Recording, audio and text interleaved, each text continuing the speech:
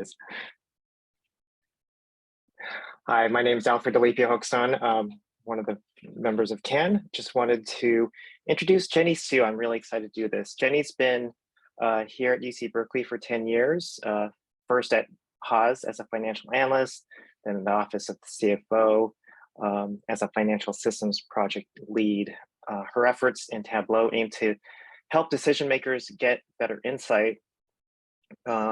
I've been working with Jenny Su since 2017. As you'll see, she's a dynamo. She's been cooking and simmering this idea of this presentation for about a year. And one things I'm looking forward to this is I think we've seen other folks present on Tableau or just any data presentation, and it's always, fully developed. And I think there's a lot of learning that we can benefit from, especially for those of us new to a tool like Tableau, to see what some of the what some of the gotchas are or things to consider as one works on learning and developing a Tableau presentation. So Jenny, welcome. You're on mute. Yeah. Hi, everyone. Now that I'm unmuted, let's get started. So let me share my screen so that we can all see. And I just want to double check that you do see the presentation. If you can just put it in the chat. Yes. Okay, great. And let me put this on full screen. So I just want to give a big thank you to all of you who made the time to be here today. And we're here today to explore what Tableau can help you with and just a high level overview to help you get started. I'm going to weave my journey throughout this whole session. And it's not meant to be an actual training today, but what you will get out of it is a sense of if you should pursue Tableau, a quick tour of features and resources that I find helpful in my current journey as a newbie as well. And then you'll have this presentation at the end of it as a beginner's guide with all the resources that you can click into and that you can refer to as you quick start your own journey. So let's keep going. So in terms of today's agenda, I want to talk first a little bit. I want to give you some context about how Tableau compares to Excel and count answers on campus.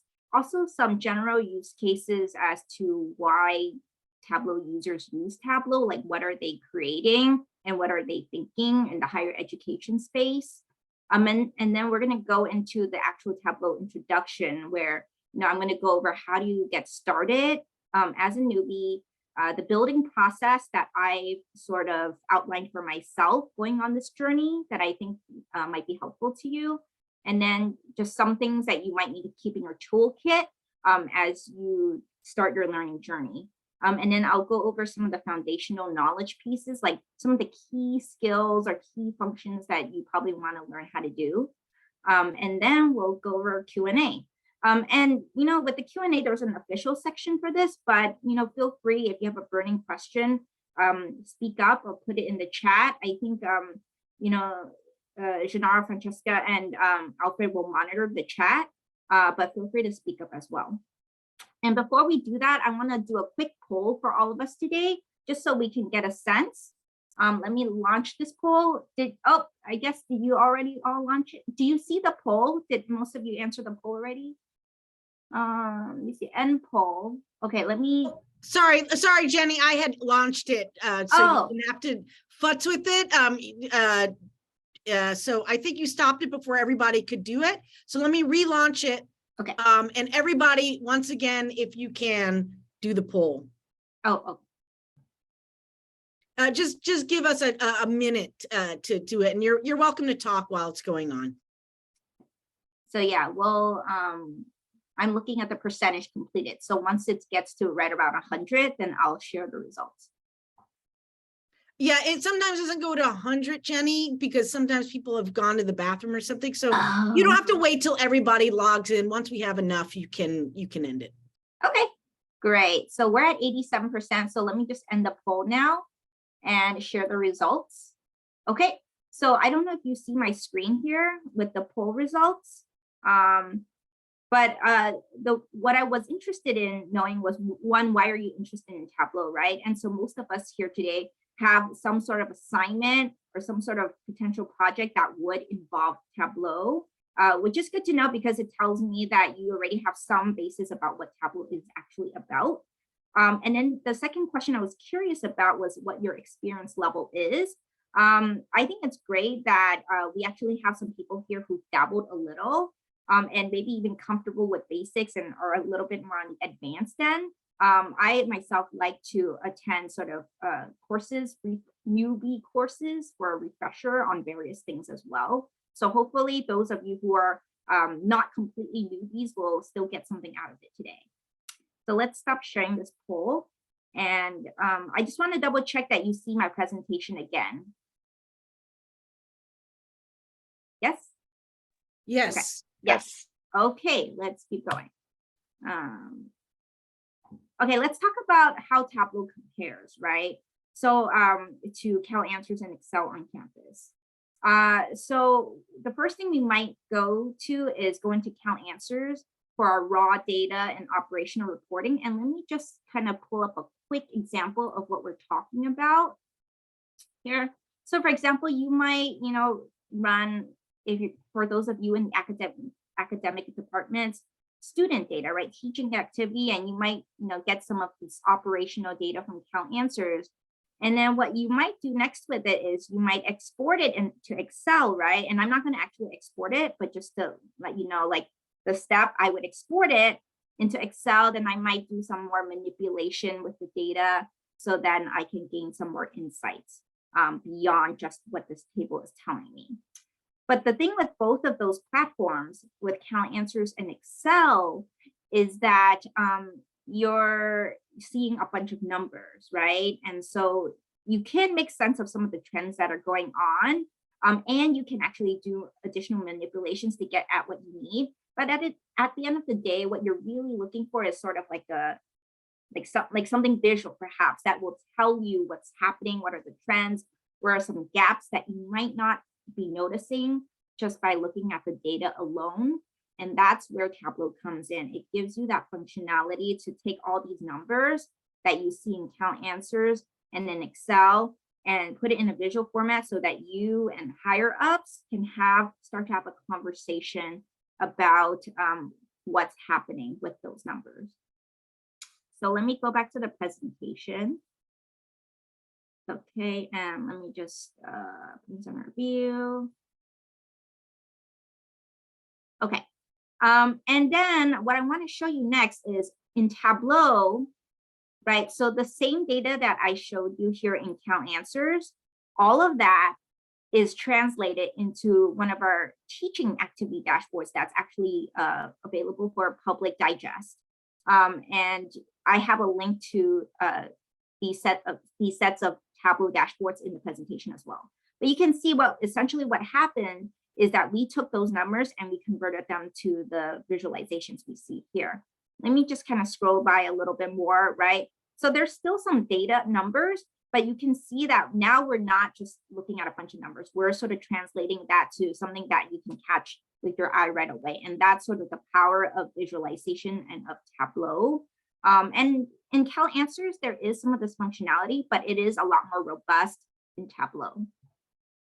So let's head back here. What I want to say is that, let me go back to the presentation first and do a full screen. Okay, so what I want to say is it's probably worth looking into Tableau if, one, you're getting requests to help executives understand what's happening. You want to make sense of a bunch of numbers like I just showed you in CalAnswers, and maybe you have a whole Excel sheet. You want to translate that into visual insight.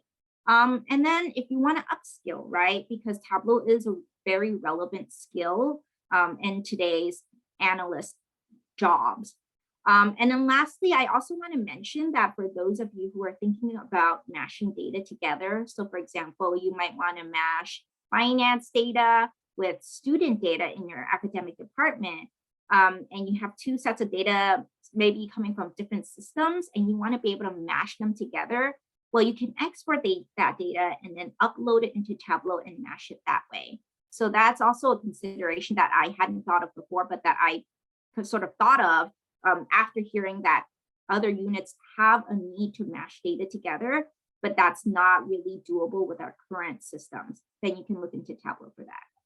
I just want to stop for a moment, and before we transition over into sort of the actual Tableau introduction, if anyone has any questions about Tableau in general and how it compares, or why you should even try to explore it.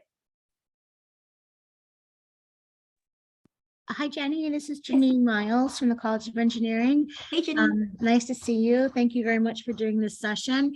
Can you just talk a little bit about the Tableau version you're going to be working with, and sort of like, we don't have a license in the Dean's Office of the College of Engineering, and I took a course at D-Lab, but it was like no one else had Tableau, and I was discouraged from using it because they couldn't use it. So if you could talk, and perhaps you're going to mention this later, but I'm just curious. That's a really excellent question, Janine, and I'm gonna address it like right in the next 2 slides. But yes, that's a very relevant question because Tableau, the license itself, is actually quite expensive. So yeah, I will talk about that in just a sec. Anybody else have any other questions before we move forward? Okay, let's go. So before we actually move forward, I want to also talk a little bit about the use cases. Just so you can see what people are doing. And all of this, Janine, can be done on the free version too. So I just want to emphasize there is a free version that you can do all of this stuff with, everybody here. So there's so many use cases for Tableau. It is incredibly flexible, which is also one of the things that makes it kind of hard to learn, is there's just so much to learn, right? So I want to introduce you to some of our dashboards, operational dashboards at Berkeley. So let me just click into this. This is just one of them, right? But I mean, this is all created with Tableau by the Office of Planning and Analysis. And essentially what I mean by an operational dashboard in Tableau, which is probably the most common use for this, is that you take some numbers and you create a visualization out of it, but it's still sort of in the weeds, right? Like an executive may or may not look at this dashboard, but someone who's sort of in the weeds, who just wants to get some more actionable insight, might be looking at an operational dashboard where you're looking at a bunch of numbers, but in a more visual way. So this one's not especially high level to me. There's some even more high level dashboards, but this is what I would call sort of an operational dashboard. And just so you know, as you sort of go on your journey for learning Tableau, there's a bunch of these dashboards that you can explore to get a sense of how the Berkeley community, the staff community, how we're building these dashboards, and what sort of insights you can glean from that as you build your own for your own department. I also want to mention the executive dashboards. So I said the first one was an operational dashboard because it has a bunch of numbers, right? Still, but in a visual format. This is what I would call sort of an executive dashboard, in the sense that you see there's really no numbers here. I mean, it's really just the picture telling the story. And this is called a Sankey diagram for those of you who are interested in potentially building one. But yeah, so this is what I would say, like, you're not really looking at numbers, but you can see right away, you know, what type of money on the left is flowing to what type of unit. This is really the power of Tableau, if this is something you want to invest in doing. And then let me talk about a lesser use case, but still really relevant use case, is the infographic. So there's a lot of one-time infographics out there, I would say. They're not dashboards, but they're sort of like a one-pager, a fancy one-pager of whatever topic it is that you want to talk about. So in this case, at Berkeley, for example, we have people, you know, who've created one-time infographics on, you know, the number of types of courses offered, right? Or whatever the topic is. And this is just sort of a one-time thing that you can maybe hand out to students, or share with students, prospective students, or share with prospective parents, right? So that has its own use case if you are an academic unit who's trying to promote your majors, your programs to prospective applicants. And you want something that looks really snazzy. And then lastly, oops, So we also have what we would call more creative pursuits like games and art. So I won't click into those, but you can click onto those after this presentation. I mean, really, Tableau can be used to create games and to create art. I think that's just really amazing. I haven't seen another sort of business platform that allows you to do that. And then lastly here, I'm going to click into this view more, which gives you a Google document of what other universities are using Tableau for. So I recently attended a conference hosted by Appalachian State, and they compiled this document from various universities who are currently using Tableau for these types of purposes. And I looked through this list, and there's a lot here that's really relevant to our own work here at Berkeley. So feel free to peruse that if you're thinking about, oh, what can I use Tableau for? Oh, if I have the same need, I can probably, think about how to use Tableau for that, right? So let me go back. And okay, let's keep going. So now I want to actually transition into the actual introduction itself. How do you actually get started? Why is this? Let me hold on. Okay. Okay. So how is it that you actually get started, right? So the number one thing you need to do, hopefully today, is download Tableau. I'm going to talk a little bit about the paid version and the free version. But the number one thing you can do today, especially if you go the free route, is download Tableau. That's number one way to get started. And then number two is pursue how you learn best. And I see this because I actually started my Tableau journey back in 2015. And at the time, I just sort of downloaded the free version, and I got together with a colleague, and we spent a couple of lunch sessions just sort of learning the landscape of Tableau. But that sort of ended pretty quickly. And the reason why it ended pretty quickly for me was that because I didn't really think about how I would learn best. And I actually started getting back on the Tableau wagon this year in January, after doing some thought about what would make me stick with this learning journey, because it is sort of a long, sometimes frustrating journey. What's going to help me stick, right? And I thought about it, and I figured that, I really need a project, right? An actual work project with an actual deliverable, with an actual deadline that people will know I'm going to be doing, and they're going to ask me about it, and I'm going to have to deliver something at the end. So I am held accountable for my learning journey. So that's actually what I did. I asked for a project, and I just basically learned from the ground up, how do I do this for this dashboard that I want to create? I just Googled my way through it. And so now I've built up some knowledge. I'm still a newbie, but the good thing is I'm still at it because I have this project to keep me accountable. So I would emphasize thinking about how you learn best, whether that's taking on a project or attending, taking a course, or whatever it is that you learn best with. And the third thing is managing your expectations.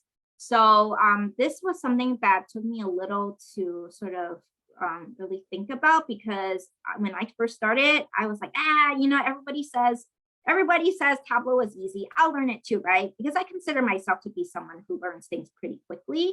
But then I found out that there's just so much to learn. And then you also have your day job on top of that, right? And it's just sometimes hard to fit in. And taking that time to manage my own expectations was really important. First, being patient with myself. That I'm not going to learn this in a day. I'm not going to even learn this probably in a month. But just the whole goal is to keep at it every single day. There's been a couple instances where there have been features that I'm like, I should be able to do this. And then I would be able to do it in CalAnswers or Excel really quickly, right? But in Tableau, it's just taking me days. Like I'd be Googling 10, 15, 20 Google results, and I still don't get it, right? And so just being patient with myself was really important. The second thing was I had felt this need to create really fancy Tableau visualizations, because you can.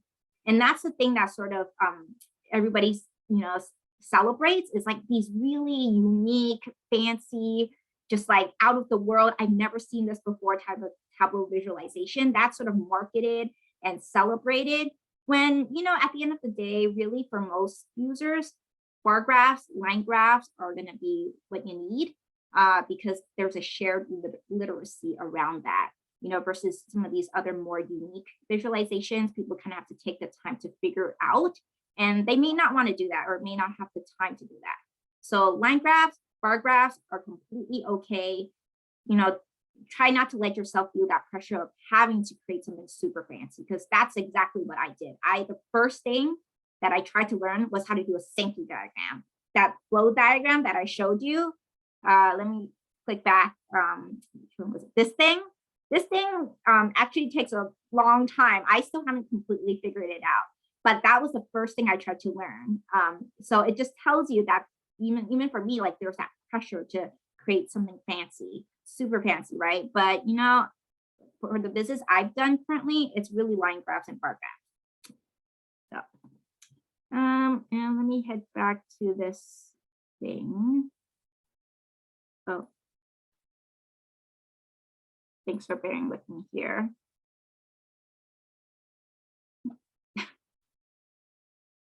Where's my mouse? Okay, and come back here. So I just wanted to pause here and before I go into the free version and the paid version of Tableau to see if anybody has any questions about getting started. Okay, let's talk about the free and the paid version. So the free version is called Tableau Public. And the paid version is called Tableau Desktop. And I actually have a link here that you can click into afterwards to really kind of get an in-depth comparison. I've taken some of that content into this presentation. And so you can see on the left-hand screen here, Public is free, right? And actually it has pretty much most of the functionality that you would ever want from the paid version.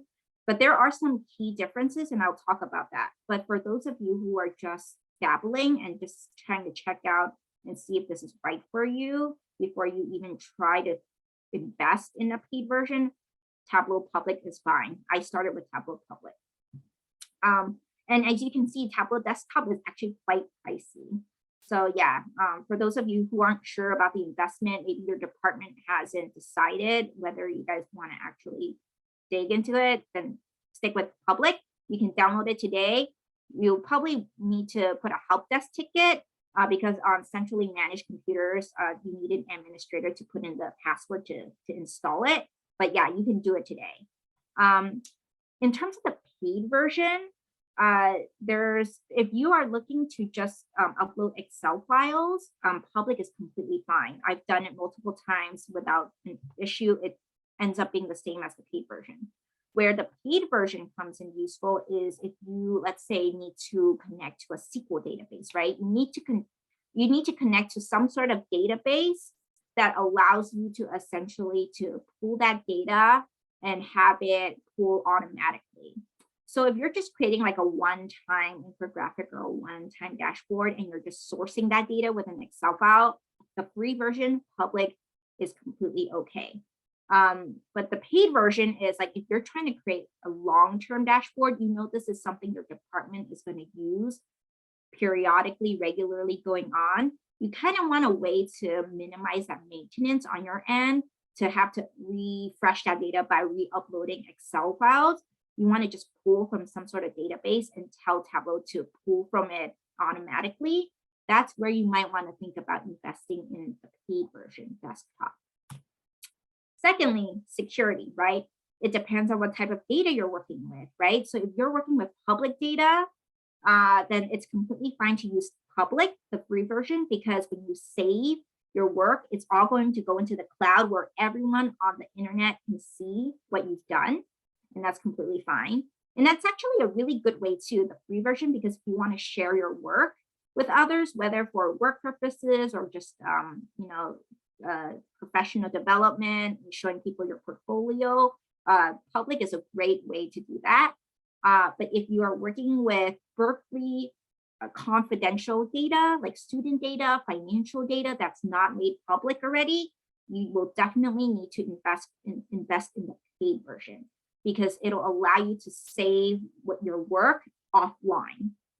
You can also choose to upload it to the public space, of course, but with the paid version, you can keep it all confidential, and you can actually control the access, who can see what type of work. And Yvette, you had a question? Yes, hi. Sorry, because we're on the topic. So the feedback I received about the Tableau public, so the free version, was that unfortunately for any internal data, even data such as working with like number of applicants, number of admins, and all of that for departments, that it doesn't really meet the necessary security standards for the department I was preparing it for. And therefore they don't want to use it. And basically the argument was that anyone can forward this link to anyone else or potentially post it somewhere without your permission. And if there is no password, it might result in many views by people you just cannot control. So any internal data, even just summaries of like admissions and yield and enrollment, like that shouldn't really be free on the internet like this, like sorry, available on the internet like this. So that was the argument. So I'm just wondering if what do you have to say about that? Oh, wow, that's beyond me, because there's a whole governance committee around like what's, secure or not. I mean, I can say that we have public dashboards made for the public. Let me just show you here. So like, for example, so if it's data which you would post on the website for anyone to see, that's fine. But if it's something which is in any way internal, like a department only, like they were not okay with using this for that purpose. Yeah, definitely. If it's something you don't already see online, yeah, you definitely don't want to start putting that stuff up there, right? As for, do you want to create, upload new dashboards with data that are sort of covered by these areas? I would double check, because I know those rules tend to be very complex. And I don't have the authority to decide that. So I would say that's a very good point. That is to before if you know you're working with Berkeley data and you want to double check if this is something you want to make available for public consumption, to just double check before you go forth with that. Thank you, Yvette. Okay, and it put me out again, so let me re-upload this. Okay, and full screen. Okay, so then the last thing I want to talk about, the paid and the free version, are how much data you can store. So in public, the free version, you can store up to 1 million rows of data, which is a lot, but it's not actually a lot if you're working with financial data or HR data or student data. Yeah, the three main buckets of data that we work with on campus: finance, HR, student data. Those will definitely exceed 1 million rows, especially if you're looking at multiple years to establish sort of trends. So in that case, yeah, you definitely need to invest in the paid version, because it's unlimited rows of data, right? But again, if you're just looking at, like, if you have a small Excel sheet and you're looking to do a one-time infographic, let's say, probably Tableau Public is sufficient. So I just want to wrap up sort of this comparison by saying, if you're just looking to dabble, if you don't really have a lot of data to work with, or if you don't even have data to work with, you just want to see what's up with this tool, go with Tableau. It's super easy, do it today.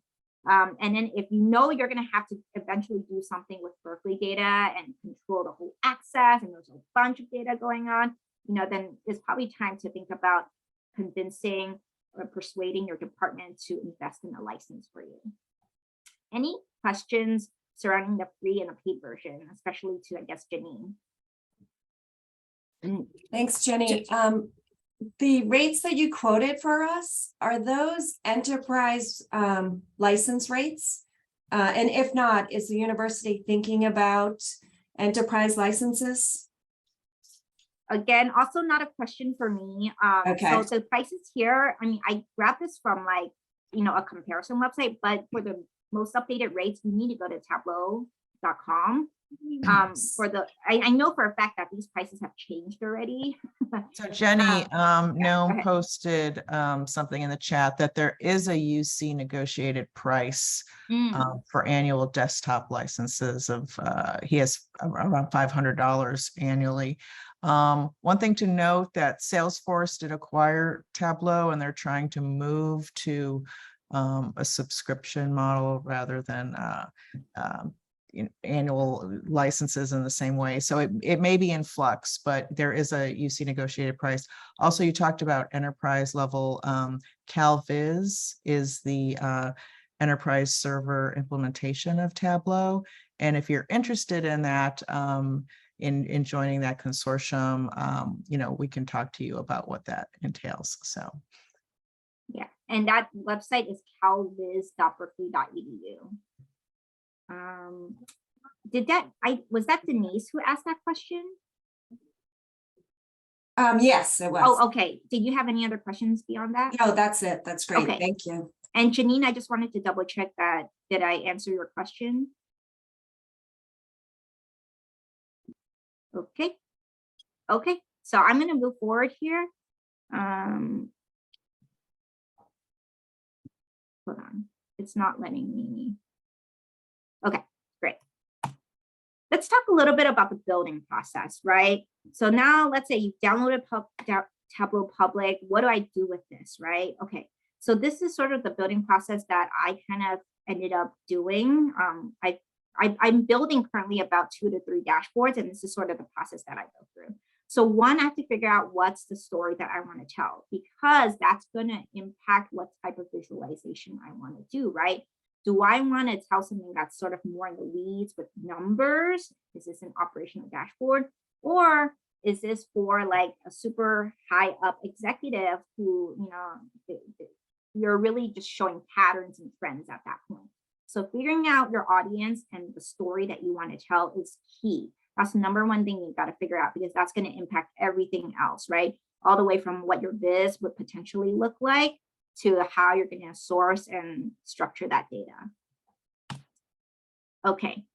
Second is mocking up the proof of concept. So when I first started, I just took paper and pencil or my tablet and just drew out what I thought, would achieve the purpose. And then I started looking up, Google searching my way through, okay, what is in Tableau can I do to make something look like that? But yeah, mocking that up is very important, because then that'll give you some content to work with in terms of like, how do I actually do that thing? And then thirdly is getting the data, right? Am I going to get that data from CalAnswers? Do I have that from another system? Maybe in my department, we keep track of Excel sheets of data, whatever that data is, figuring out how to get that data. And ideally, you would want to be able to get that data in a less manual way, because I start off with sort of testing my concept with an Excel sheet before actually building some sort of automated data pool. But at some point, you're going to want to think about, how do I get this data in a more automated way, especially if you're creating something long-term. Now, if you're just trying to create like a one-time thing, just a test, or like your ultimate product is just going to be like one time and you're not going to have to go back and maintain this thing, then yeah, Excel is fine. And that, it'll be easier for you if that's your purpose. The fourth step that I've been doing is, once I get that data, I clean up and I structure that data. And what I mean by that is, so sometimes like you'll get data from like different systems, like in the year, let's say, or the name will be in a different format from one source to another. Well, you're going to want to make those consistent as you're sort of combining that data for your visualization. And also, like, how do you structure that data, right? So for example, one thing for one of the dashboards I've been working on is I could go one route where I just look at a certain category and I just look at the totals for that category for a specific year, and then build a visualization and be done with that. So in terms of that data, I know those columns that I need to pull: the year, the category, and the amount, right? And that's it. Okay. But then I'm thinking about potential use cases, because right now somebody's telling me, oh, I just want to look at it for the small scenario. But I'm thinking, okay, I think what's going to end up happening is you're probably going to want to look at this over multiple years. You're going to want to look at this across multiple categories and maybe even subcategories, right? So to save myself from having to redo all that work down the line, I'm going to try to get my data and structure my data now to accommodate those potential use cases. Like I'm going to probably pull in additional subcategory columns as well, other attributes that I think people might want to look at into my data set beyond what was just originally communicated to me. And that is going to affect the size of my data set, right? Which in turn affects the performance of my visualization. So I have to think about all these factors as I'm structuring that data. So what I kind of want to say with that is, as you get the data and you sort of massage it to how you need it, to also think about down the line how you think this data is going to be used. Even though today somebody says, I just need to look at this, down the line, you could see somebody might be like, what's the next question they're going to ask, right? Or they probably might want to look at this as well, and to just sort of wrap that in when you're doing the work originally, so that you don't have to go back and redo a lot of things later on. Okay. Jenny, Angela asks a really good question in the chat. Do you use Tableau to see if there is a story, or can you only use Tableau to tell a story you already decided on? That's a really good question. Preferably use Tableau to see if there is a story. You don't really want to cherry pick data to, tell a specific story, although there's always a risk of that. So I don't know if anybody else has experience or thoughts on that.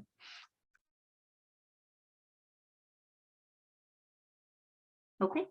And just for myself to answer Angela's question is, yeah, I've used Tableau for both. I mean, currently it's more to build a story, but if I don't really know what the data is, then I'll just sort of plot it and see what's up with the data to see if there's even a story to tell, like you said, right? So in any case, Tableau can accommodate both of those use cases, whether it's you're trying to figure out if there's some story to tell, or you already know there's a story to tell and you're just trying to build it in the way that best communicates that. Tableau, you can use it for both purposes. And that includes the free version. You can, like I said, the free version has most of the functionality that the paid version has, except those sort of attributes that I talked about with the data set size and with the access, the security. Other than that, the free version will allow you to do both of those things. Okay, so why is this not? Okay, whoops. So I want to talk about also minimizing maintenance. So I've already sort of touched on this with the points 3 and 4, but yeah, again, for most of us here who might be thinking about creating dashboards for long-term regular use, minimizing maintenance is key, because you don't really want to find yourself having to re-upload the latest data set every month or every year or every quarter, right? One, because it's just more work. And two, because every time you update your data source, there's a chance for it to mess with what you've done already. You might have to end up rewiring things. And I've learned that the hard way, that I updated my data source and everything I did, I just needed to redo again because all my calculated fields and whatever functions I had, they didn't recognize the new data source I had. So I had to reconnect everything. So I had to do the work twice, right? So just thinking about how do I minimize that maintenance will make it a less frustrating experience. And I want to talk about number 6, automating your data refresh. This really applies to, again, if you're doing a long-term regular use dashboard, right? If you're just doing a one-time thing, this doesn't really apply. But yeah, I don't want to be spending my time re-uploading Excel sheets, especially because it's more work and there's chance for errors. I want to figure out a way of having it pull directly, right? That's the power of Tableau, use it, right? So I'm actually learning SQL so that I can write code to pull that data for me automatically. And I would say with number 5 and 6, you can do this at the end, like you can build your visualization, and then somebody says, looks great, let's keep it going. And then you're like, oh yeah, okay, let's think about, maintenance and automation down the line. I would, from my personal experience, I like to think about this upfront because that impacts the way I structure my data, that impacts the way I build my viz even, right? So if I'm building everything and exactly as I want now. And then I have to figure out that maintenance and automation piece at the end. Sometimes I end up having to redo my work, and I just don't want to get into that territory. So I like to think about it up front. Okay. And a little story I want to tell you about this is, so I was working on the visualization probably last week where I created a bunch of different fields. And it worked fine, right? So I could present this and the data would be fine and the viz would be what I want. But then I kind of looked at it and I was like, I'm not going to remember what happened a year from now when I need to update this data. So then I looked at how I could reduce the number of fields that I needed to sort of maintain. And then I figured out that there was a functionality, a filter functionality in Tableau that would allow me to achieve the purpose that I needed without having all these sort of customized fields. And so I was actually able to downsize my set of fields from, I think, about 10 fields to about 3 fields, just by kind of figuring out that functionality and how to really leverage that. So that's sort of what I mean by thinking about the maintenance up front, so that, you know, down the road, you're not having to try to figure it out again. Okay, and then 7 is, you know, I would say once you kind of figure that stuff out, you know, building a visualization. So this piece does take time. And this is the piece that a lot of Tableau blog posts and articles will focus on, like tips and tricks. How do you actually do this? How do I build that Sankey diagram that I showed you, right? So this is going to take some time, but I'm saying this is number 7 out of, there's a whole 6 steps right before that. So you can see that there's sort of all this upfront work that you're doing already before you even get to building the visualization. And then lastly, sharing the visualization. So this is the easy piece, right? So you can actually set up how you want to share it if you're doing the paid version. Or if you're just doing the free version, you just upload it into the cloud and share a link with somebody, and that's it. So any questions about the building process at large that I've used? Of course, people may have different processes. This is just mine.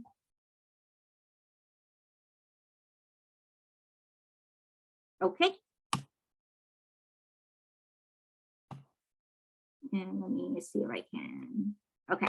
So what I want to talk about now is the wow factor versus the tried and true. And what I mean by that is, so before I was saying that there's sort of this pressure to have to create these really fancy visualizations, like kind of what you see on the left. I would consider this to be a fancy visualization, right? Because I don't typically see sort of these cluster maps. Typically, what I see more is what you see on the right, right? Some of the bar graphs, sort of these area maps. And then on the bottom, we have something, I mean, they're sort of like line charts, but these are a little bit more fancy than line charts. These are called bump charts. But this is sort of still relatively easily, I wouldn't say this is super fancy, whereas on the left, it's like, whoa, right? And so I think at the end of the day, when you're trying to decide which way do you go, and you can see for both of these viz, it's on the same topic. It's on courses over the past century that Berkeley has held. So you can see from these 2 vastly different sorts of visualizations, how do I decide, do I do the one on the left or the one on the right, right? So it's really figuring out what your audience wants at the time that they're looking at your viz, right? So is it somebody who really wants to engage in that data and they want to be pulled in? Like they need to have that sort of like, they're looking at a bunch of things already and they really need like that sort of like, oh, whoa, what's that? Like that shiny penny to be drawn in order to give them that incentive to engage with your data, right? In that case, maybe the one on the left, something super fancy with a wow factor will achieve that purpose. Versus like, are you talking with an executive who has like 5 minutes to understand what's going on? Because then they can spend like the next 10 to 15 minutes, you guys actually talking about that data. So if that's sort of more like what you're doing, then on the right-hand side, that's completely fine as well, but tried and true. So I just wanted to emphasize that you don't need to have to do fancy visualizations. Something on the right is completely fine. Even I think this is kind of a little bit more fancy, right? Okay, let's talk about your toolkit, right? How am I actually going to get started? Now that you've told me, okay, this is the building process, and this is sort of like what's up with Tableau, how do I actually get started, right? On the left-hand side here, I would say these are the 3 most important tools that have worked for me. 1, Googling my way through this Tableau learning journey.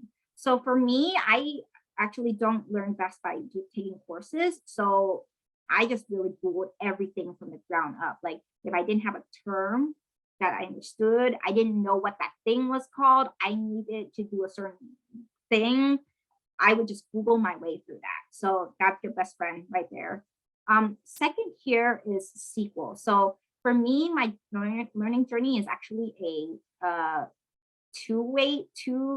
like a dual learning journey, if you will. So not only am I learning Tableau, but I'm also learning SQL at the same time.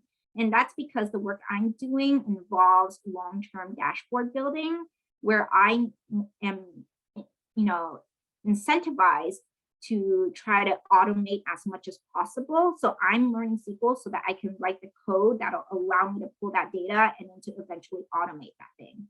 So for those of you who aren't in that boat, then you don't really need to learn SQL, but I would say SQL is still useful if you're generally in an analyst type of role where you'll end up having to query databases anyway. But for me, it's definitely been like a dual learning journey.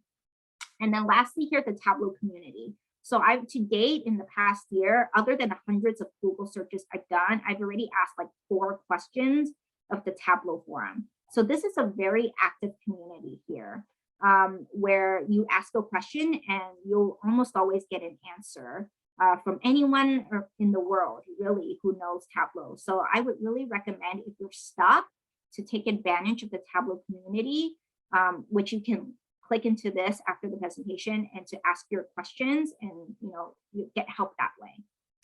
And then on the right-hand side, I also have some curated lists and courses for those of you who might learn another way, right? You might want sort of like a ready-to-go beginner guide for what you should look at. And these are sort of the curated lists that I found helpful when I was sort of searching for what would be helpful for a newbie, right? So these were the more helpful ones. Even this presentation in itself is sort of a curated list. And then the courses, for those of you who learn best, Berkeley Extension offers a Tableau course. Coursera also offers an completely online, on your own schedule type of course. So feel free to check those out if courses are how you learn best. And what I will say in my whole sort of Googling journey here is that I haven't found to date something that fits my need exactly.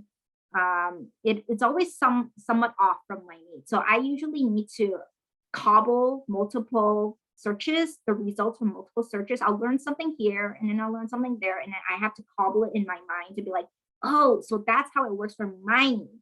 And that's probably what you're going to end up needing to do. So that's a whole skill in itself, just learning how do I connect the pieces, the dots from like this place and that place, and how do I translate it for what works for my situation. Any questions about like the toolkit and sort of skills and what you need to get you started?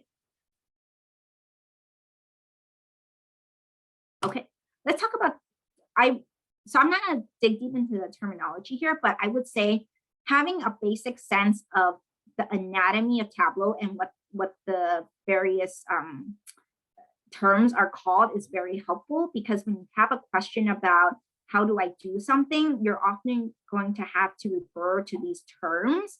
So when I started, I did not do the whole terminology thing, and it made it harder because I did not know what like the pill here, which is like this green or blue sort of dot that you see here on pill, right? I just called it like Tableau, green bar, blue bar, how does it work, right? And so that worked fine ultimately, but I'm pretty sure if I just said Tableau pills, how does it work, I would have gotten a lot more relevant results faster. So taking that time to learn the terminology so that you have a common language when you're searching for things and when you're asking questions is really helpful.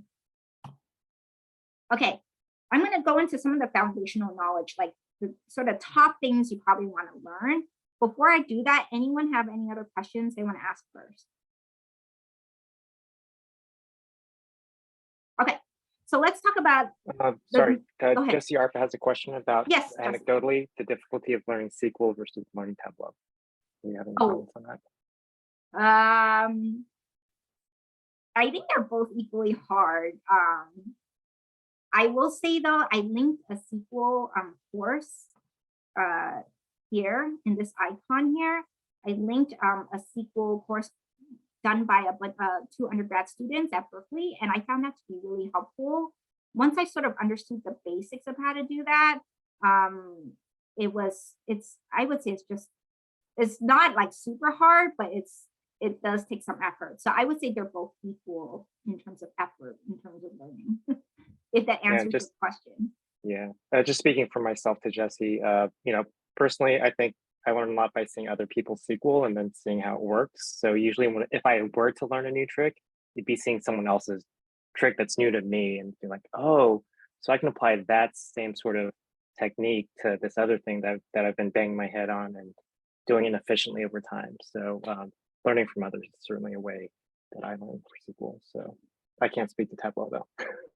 Well, and that's actually sort of how I learned too, Alfred. I ask sort of the people I know who know SQL, and I ask, can you send me what you've done? And then I'll just study it, and then I'll take some tidbits. Like I learned how to do joins, like joining multiple tables just by looking at how other people's SQL, how they structure it too.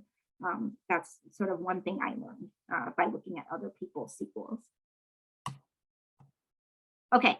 The number one thing you probably want to learn how to do is connecting to the Superstore data, especially if you don't already have data you want to work with or that you can work with. So you want to learn Tableau, but maybe the data you have is like confidential and you're trying to do the free version, right? So you need some data to work with. Well, Tableau has Superstore data that in this GIF here that you're seeing, I'm showing you how you go to the menu and you just click Superstore and then it populates with the data like you see in this menu here. And that's it. That's all you need to get started. And the advantage of Superstore also is when you need to ask questions in the Tableau forums and you need to, let's say, share a workbook and you don't want to share like the Berkeley data, right? So then you create like a mock dummy dashboard workbook with this Superstore data and you ask your question on the internet. And it's also, a lot of people use the Superstore to ask their questions. And so it's sort of also a shared language. People don't have to figure out what your data is and how it's structured, because if people are all using the same Superstore data, people can understand how it's working and then they can focus on answering your question. The second thing is how to upload an Excel sheet, right? So this applies whether you have sensitive data or data that is free for the internet to see, right? So here in this GIF, I show you in the same menu, you would just say connect to Excel, and then it opens up the pop-up menu, right, where you choose your file. And then once it loads, you go down to that sheet, that worksheet, and you have your data to start with. Okay, number 3, creating a text table. So I know in Tableau, we talk a lot about visual products, but it's a very common for people to ask for text tables. So things like you would see in Excel or in Cal Answers, just with numbers, people ask for that because there's a sort of a sense of comfort where you're looking at a visualization and it's sort of confirmed and validated by the actual numbers that you see. So let me just click into this example. So this is something that is available for public digest, right? And you can see that when I click into head count, for example, not only is there the visualization, which is a line graph, I just want to emphasize, so nothing fancy, but gets the job done. And then there's a data table underneath here that sort of validates that, right? So learning how to do this sort of text table is also important. One, because it's something that people ask for.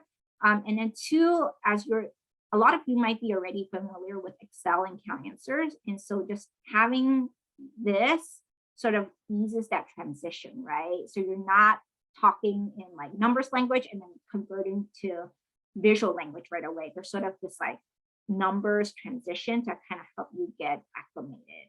And it's also useful, I find, for validating. So when I build a viz, let me go back to this. when I build a viz and I'm like, I don't know if that number is correct, right? So I just want to actually pull the actual data in like a text table like this and look at the little different combinations to validate what I'm seeing in the visualization. That's why a text table is also helpful to me. So again, I have to do this again. So here I teach you how to do it, right? Essentially, you drag some attributes, and then for your numbers, you drag it into this marks card here to pull a text table. So feel free to peruse that on your own time, but I would say that is a good skill to have. Also creating a visualization, a very basic visualization, right? So here, this is really as easy as they advertise it, where like you pull like year, and then I pull head count, right? And then I pull the data that it is I want to look at. And then I can even have it go from bar graph to line graph to area chart, whatever it is I want. So that's the easy part of Tableau. The harder part is figuring out all those other functionalities that go with it, like the filters and like if you need a special functionality to make your visualizations work a certain way. But in terms of creating a basic visualization to start with, it is really that easy. So knowing how to do that is important. And then lastly, I would say minimizing data for sharing. This is important if you are working with Berkeley data and then you want to ask a question on the internet, but you don't want to rebuild a separate like dummy dashboard with like the Superstore data. Let's say you just want to use your current workbook because it's already all set up, right? But you also don't want people to see the underlying data. Then just learning how to minimize that data and then posting that sort of minimized version on the internet is a key skill to have. And so every single time I've asked a question, there, I've tried to first like do it without uploading my work because it takes time to minimize your data and make it ready for public viewing. But ultimately, people always ask me, can you upload your workbook? And the reason they ask you that is because they can give you a certain answer, but that answer very much depends on how your data is structured. Depending on how your data is structured, there may be a different answer, which is why people will ask to see your workbook. So in that case, learning how to minimize your data is key so that you can get the answer you need without compromising the data you're working with. Any questions about the foundational knowledge before I move on to the other features?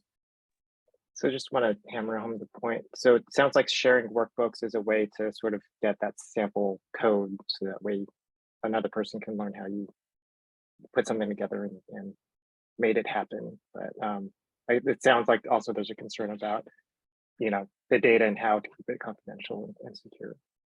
Okay, yeah. Thank you. Yeah, and as you go on the Tableau forums to ask your questions or to look up answers to questions you have, you'll see a lot of times people will say, well, I can't upload my workbook because it's, proprietary data. And people will be like, well, can you just do Superstore data or whatever? And then let's say they don't want to do it, then they don't get their question answered, right? So just learning how to minimize it, and get that answer you need is important. Okay, let's talk about the often used features. I know we only have about half an hour left, so let me kind of spend less time on this. You can click into each of these icons for the tutorials for these features, but what I found helpful, number one, is parameters. And you can see here, so like this budget type dropdown is a parameter. It's a custom menu option that's not already part of your underlying data set. You can create custom menu options and then have it so that people can select the view that they want to see, like I'm showing you here in this GIF, which is also one of our Berkeley dashboards. So do check out the Berkeley dashboards, like these sets of dashboards, they have like that parameter functionality and just to see it in action. Okay. I also want to talk about what's the dashboard versus story, right? Because you're going to end up using this. So when you build something in your workbook, you're going to want to make it professional looking. So then you're going to put that workbook into a dashboard. And essentially it's like one page where you can have one or multiple visualizations, sort of like a one-stop shop, right? That's a dashboard. And so in this here, I have this visualization here. And at the bottom, I didn't link it here, but if you notice on the Berkeley dashboards, they often have like 2 or 3 visualizations in one page. Let me just see if I can go. Like there's 1, there's 2. So this is one dashboard, right, that has multiple visualizations on one page. Now a story is different because it's a collection of dashboards, right? And so the collection of dashboards can either be they're different dashboards looking at different angles and it's just a collection, or how Tableau likes to think about stories is you're telling a story.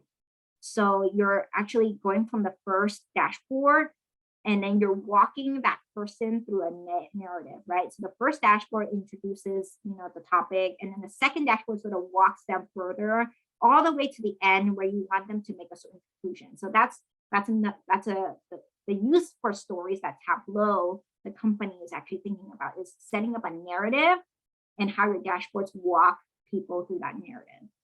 So those are stories. And then again, I have to do this. Okay, and then let me head back into here.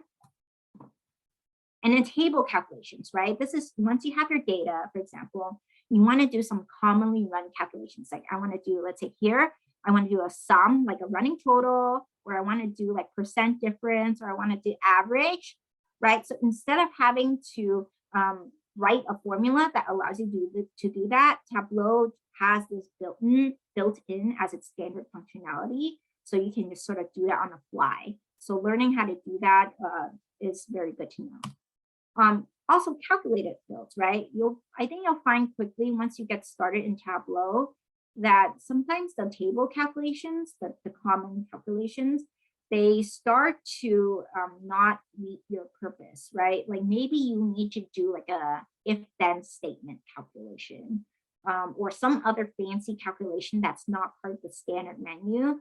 This is where a calculated field comes in, where you can take, like in this GIF that I show you, they're taking 2 existing columns in the underlying data set, and then they're creating a new calculation out of that, right? So like, for example, this is a ratio calculation that's not already part of the data set, but you do need it for your visualization. This is where you can create a calculated field to achieve that purpose. And then lastly, level of detail calculations. This is sort of more advanced, but not, I would say this came up relatively early for me in my learning journey, is that you're going to find out that, maybe I need to do a calculation that's at a different level of grain than my underlying data. And what I mean by that is, for example, you've set up your visualization so that it's pulling data that's filtered on whatever the filter it is that you set, right?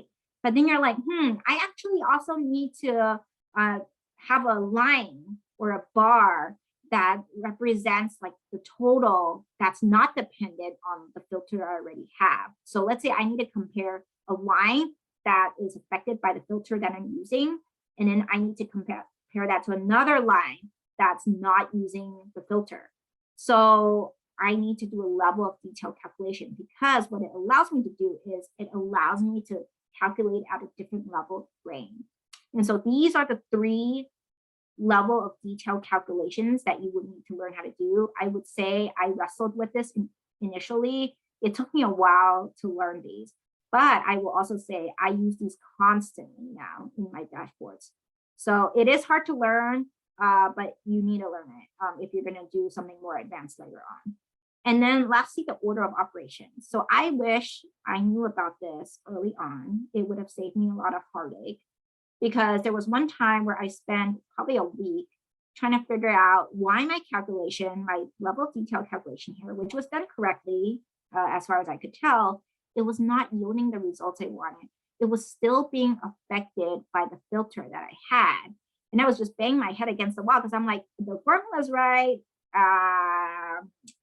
And I couldn't find any like answers to that question.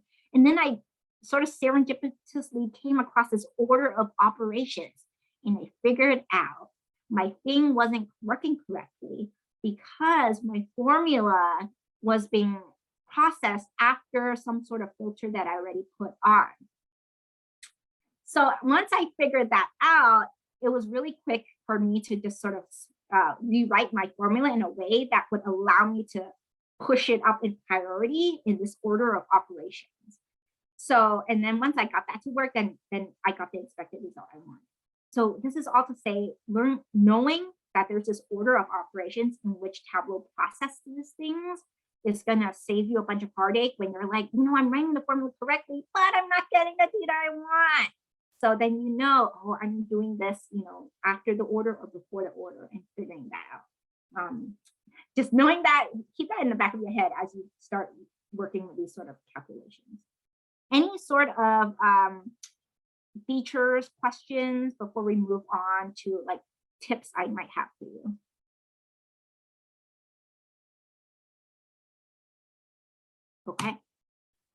Okay, let's talk about tip number 1, save often, right? We hear this a lot, especially with like Excel, just saving your work often.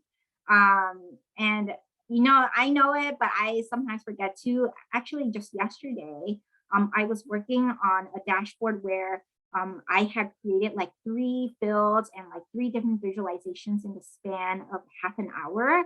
And I forgot to save, right? Because I was just so immersed in the work, and then it crashed on me. I don't know why it crashed on me. I think it was because my data set was super large, but it just crashed on me. And I was like, no, half an hour's worth of work. I have to redo this. I don't even know if I remember what I did, right? Because I was just going along. And then luckily, Tableau, when I reopened Tableau, it said, I have a recovered version. Do you want to open the recovered version? So thank goodness. So Tableau actually was able to pull up a recovered version for me, kind of like what you see in Excel when it crashes. And I was able to save that actually and not lose any work. But I'm not always so lucky. So I don't know when it decides to recover or not, but there have been a couple of times where I've done all this work and it's just like no more. So save often. And 2 things I want to say about that is 1, saving before you update your data source. If you decide, oh, let me play with this Tableau workbook, I'm going to upload my initial data source, right? And then later on, you're like, I actually need more columns. So you pull your new Excel sheet, right? And you're like, okay, I need to update the old Excel sheet with the new Excel sheet. Let me just update that data source. Before you do that, save your Tableau workbook as another version.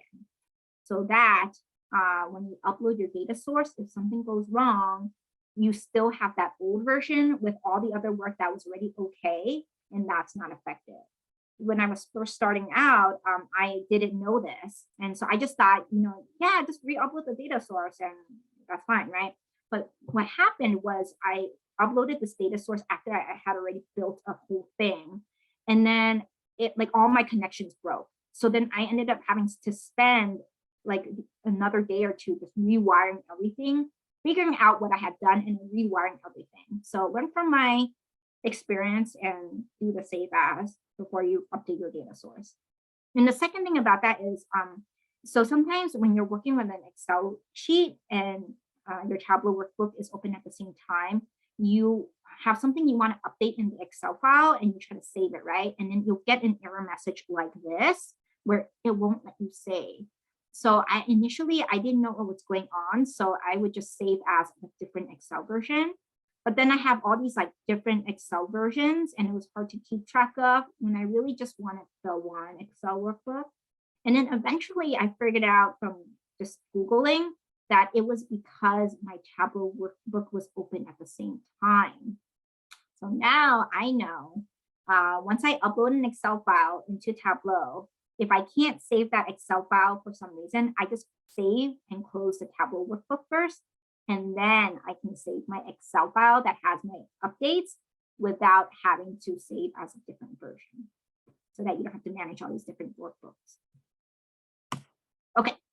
And I will also say, second tip here, Tableau forums and Tableau public are your best friends, really. Tableau forums, because you can ask questions and it's a really active community. You'll almost always get an answer of some sort, even if it's not the one you want ultimately, but people are really responsive. And Tableau public, not in the sense that you can save things up in your profile and have people see your work. That's also great, right? If you want to have a portfolio.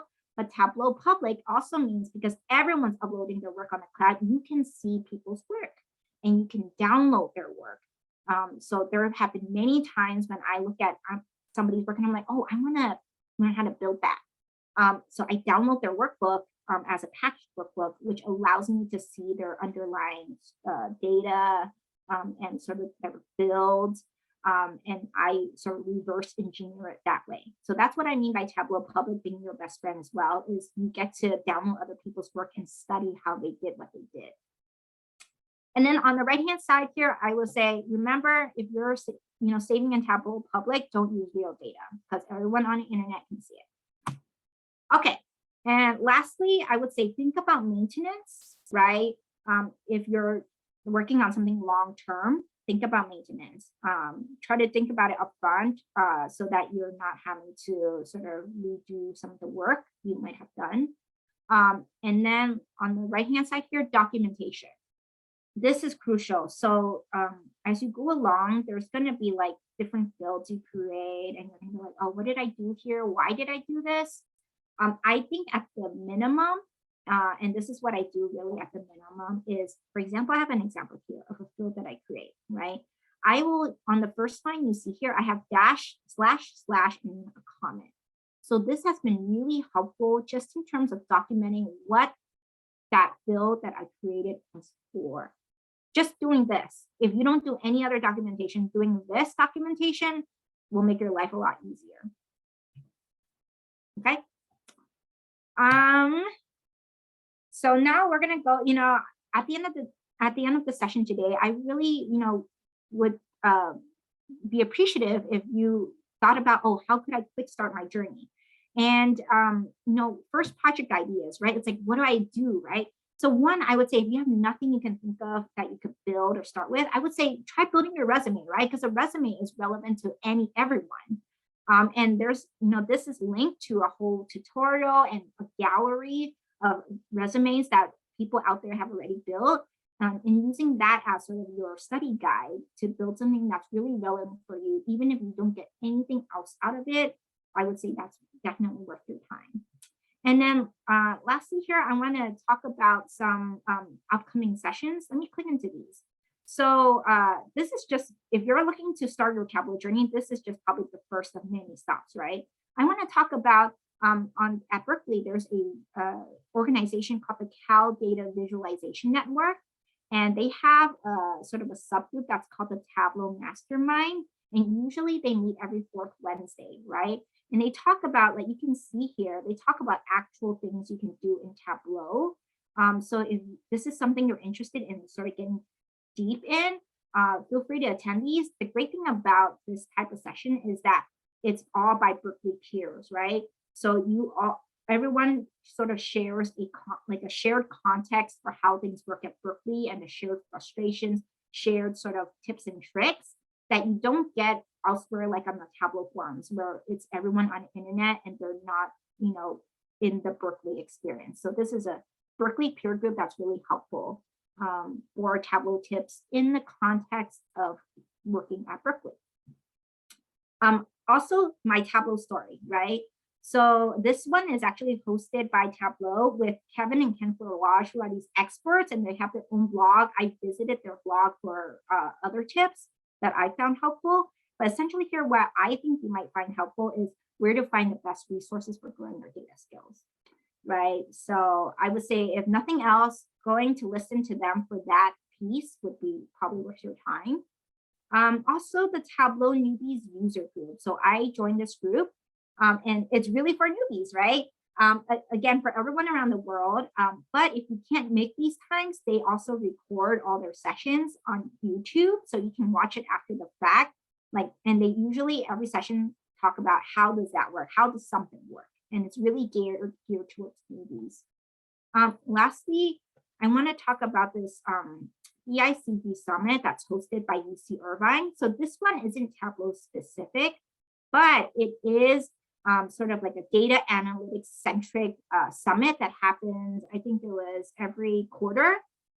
So if you're interested in what people are doing across UC in data analytics, and this one's focused on student data analytics, this session that you can register for. This is also a great way to sort of tap into that UC network to see what everybody is doing around data analytics and Tableau by extension, right? Let me go back to my presentation here.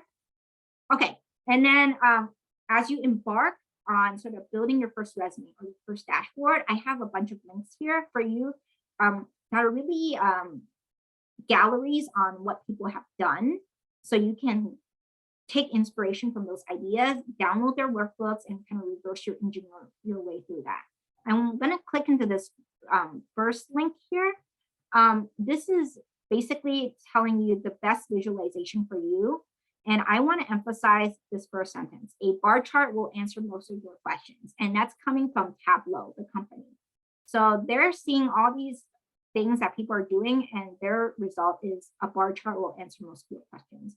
So if that sort of helps take the pressure off of you from feeling like you have to learn something super fancy, you know, then hopefully this will comfort you, and you know that a bar chart will do the job in most cases.